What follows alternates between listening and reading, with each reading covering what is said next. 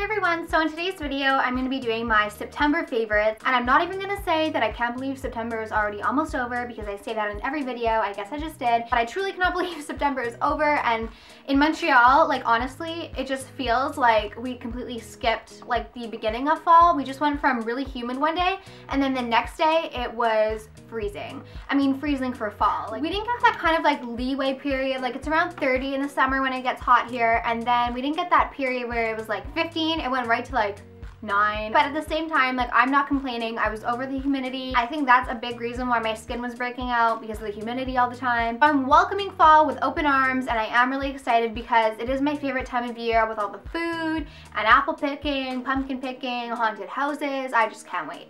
So September favorites, this month I really didn't change anything in my makeup routine. I went back to an old favorite and then everything else kind of stayed the same. So I'm going to tell you guys what those are, but I actually do have some new products that I just want to mention. So the first thing I want to mention is rubbing alcohol. And if you've been watching me for a while, you know that there is a very big controversy with some people on here who think that I shouldn't be recommending using rubbing alcohol on your face. As with anything else that I recommend on my channel, I always say to do it at your own discretion and to do what makes you feel comfortable.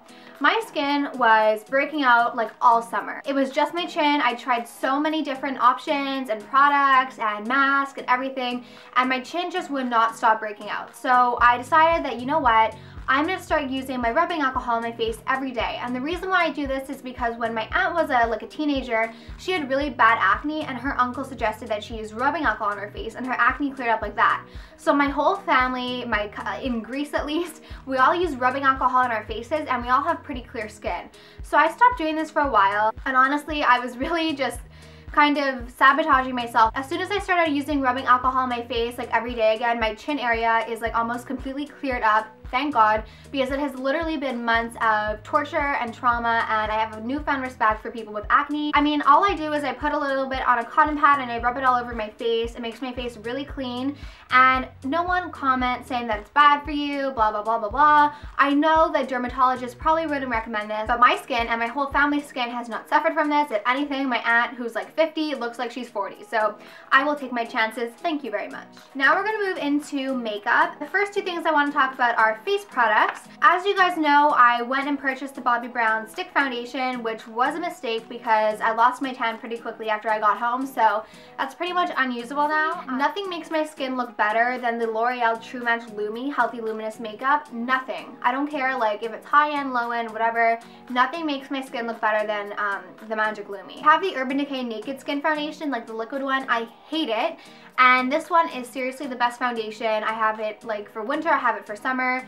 Amazing stuff. I recommend it to everyone. The next face thing is on the other end of the spectrum, and it's the Stila Illuminating Powder Foundation. If you're wondering why I have it in this nice little plastic container, it's because Stila decides to make this $37 and then sell the compacts separately for $18. So I just keep it in the little plastic, and it's fine. It works fine for me for traveling or whatever. It really doesn't matter. I was not really big on powder foundations until I started using this one. It's very lightweight and it doesn't make your skin look cakey, and I've been using it for about a little bit over a month now, and I highly recommend it. And my color is in 40 watts, and I use it under my eyes, where you can see in my everyday routine video, which I'll link somewhere. I use it under my eyes, on my chin, on my T-zone.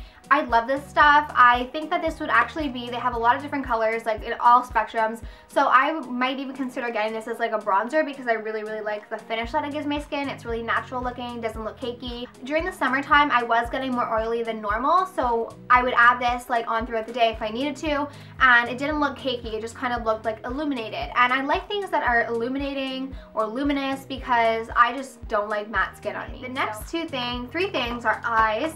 The first thing I have to mention, this is the Bare Minerals Duo in Top Shelf.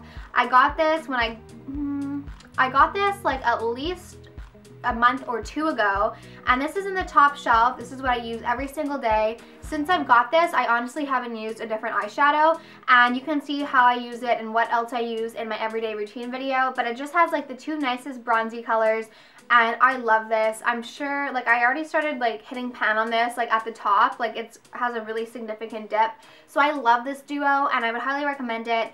It just like makes your eye work so easy. Like, it takes me literally 20 seconds to do my eye makeup, and it is so easy and quick and beautiful, so highly recommend this. The next thing is my L'Oreal Carbon Black Leaner Intense Felt Tip Liquid Liner. I know I've talked about this so many times. I love this liquid liner, and the reason why I'm mentioning it in my favorites video is because I was without it for a couple of weeks. Well, like a week maybe. I was using this like bronzy one from MAC. Biggest mistake of my life. Black liner is just the way it's gotta go for me, and this is like my favorite liquid liner. I've tried L'Oreal, I've tried Kat Von D, I've tried the god-awful Benefit one, the gel one. This one is just like the best one in my opinion. So easy to use and it lasts so long, and it's super black, so that's why I love it, because it doesn't fade to like gray or whatever. If you want to get a good liquid liner at a good price, definitely go ahead and check this one out. I get the felt tip one. It's just a personal preference. I know that a lot of people don't like the felt tip. I love it. It's the easiest one for me. The next thing is this mascara, and it's an organic mascara. This is 100% pure, and it's actually pigmented with fruit, which is really cool. And this is super lengthening. I literally curl my lashes, put this on, and it looks like I'm wearing like really lengthening false eyelashes or lash extensions. I will post the link to the store down below. It's a whole online organic store. They have face mists and body washes, which I have in my shower, and makeup. I have a couple lipsticks and blushes, but the mascara is like the standout product in my opinion, and I love it. Again, I'll post a link to it down below because I think you guys should definitely give it a chance. It's not a volumizing mascara like my Volume Excess by L'Oreal, which I love. I layer these two. If you want a lot of length, definitely try this one, because it honestly looks like I have like lash extensions or fake eyelashes on. It's amazing. And my last three favorites of the month are my favorite lip combo. And this, if you guys have been liking what my lips have looked like in my past couple of videos, this is what I've been wearing. I get questions all the time, and a lot of people say like write your makeup in the down bar, but I always forget. Like sometimes I don't upload that video until like a week or two after I film it, so I don't always remember what makeup I'm wearing, but most of the time it's pretty much my, you know, everyday routine video. So if you want to know what products I use on an everyday basis, that's your go-to video. So MAC Whirl Lip Liner, you guys know, is my favorite, and apparently it's everyone else's favorite too, because when I went to MAC to go get one for Mel Soldera, it was sold out, and I was really upset because look how small mine is. Mine is like at the end of its life, and I'm so scared that MAC won't have it in stock, so I'm gonna have to go back and get another one. But this is my favorite lip liner. I use it like with everything. It just gives your lips the perfect amount of definition, and I have a whole lip liner video, so I'll link that below.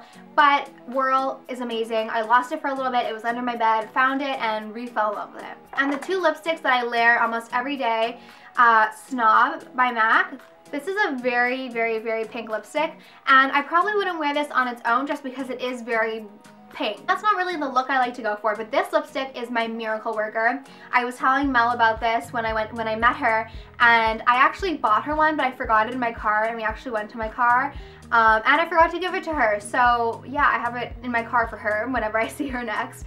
But this is Wet n Wild 902C Bare It All, and it is the best lipstick. And you wouldn't think it because it's so cheap. It is the perfect lipstick to throw on top of anything because it just tones it down. And if you find your lipstick, like a lot of MAC cream machines, they're really glossy, and I don't really like the glossy look, so I just put it on top. It tones it down, makes it a little bit more wearable. Kind of hard to show, but I guess I'll come up closer to the mirror. I absolutely love this outfit.